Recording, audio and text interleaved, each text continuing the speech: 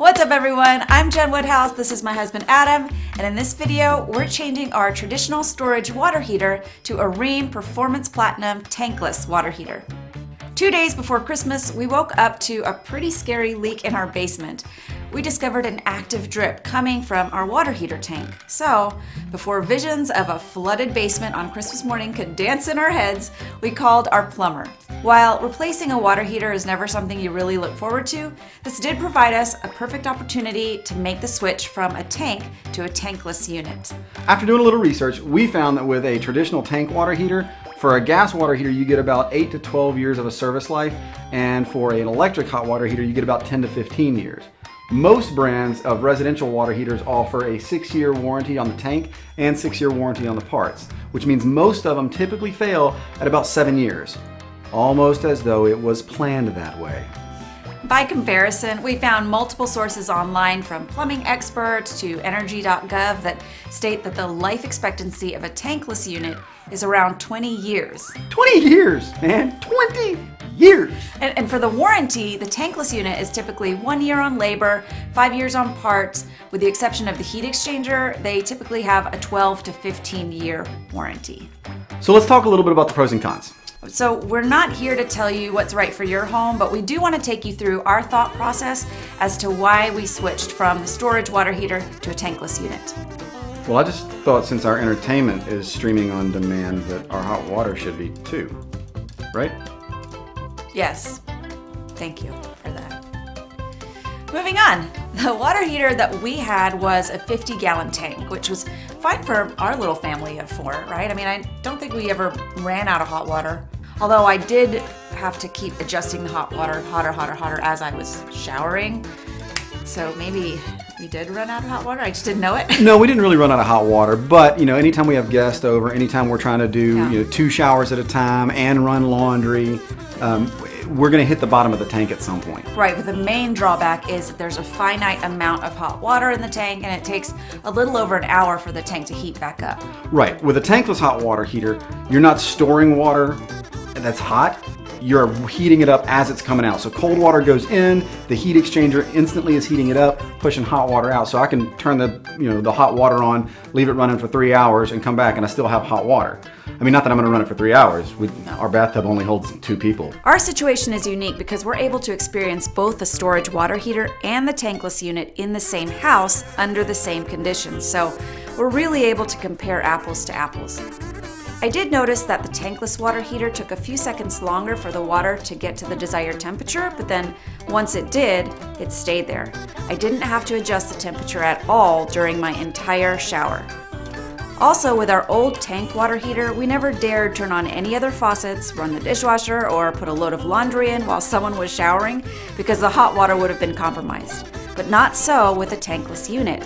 We're able to run laundry, wash dishes, turn on any other faucets without sacrificing a hot shower.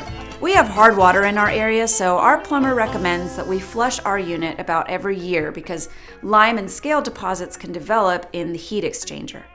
Some rheem models also feature a maintenance notification setting which will alert homeowners to call for service after 500 hours of use. Rheem provides instructions on how to flush the water heater safely and effectively, but if you're not comfortable with this procedure, seek the assistance of a plumbing professional. And I'll leave a link to the flushing instructions in the description box below so you can check it out. So for resale value, a tankless water heater can be a selling point. We talked to our realtor, and in our area, most people aren't aware of the differences between a tank versus a tankless water heater, but those who have had tankless units usually don't go back to a storage water heater.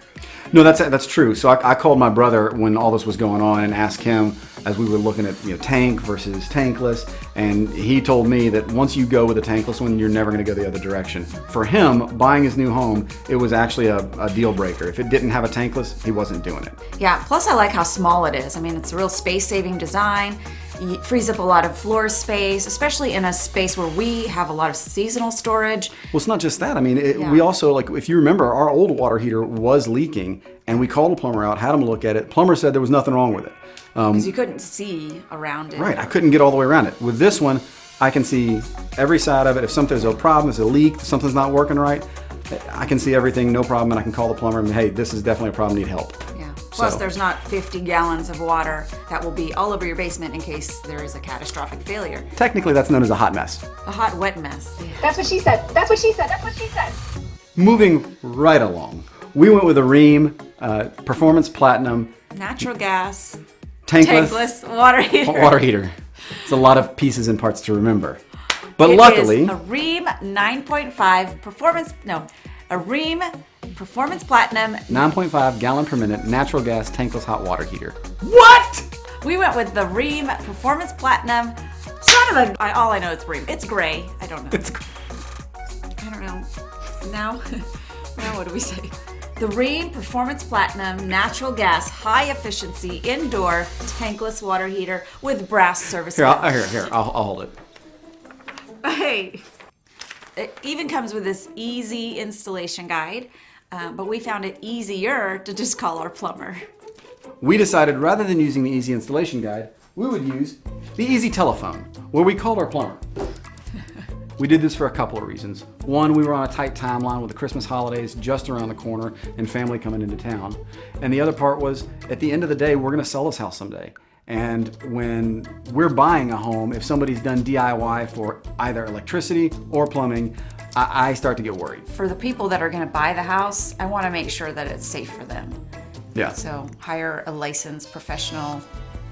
I know that when we're buying a house, we're far more comfortable knowing that any plumbing and electrical work has been done by a licensed, bonded professional. I mean, we're DIYers, but I don't do electrical or plumbing. I used to do electrical. It's not good. Stop.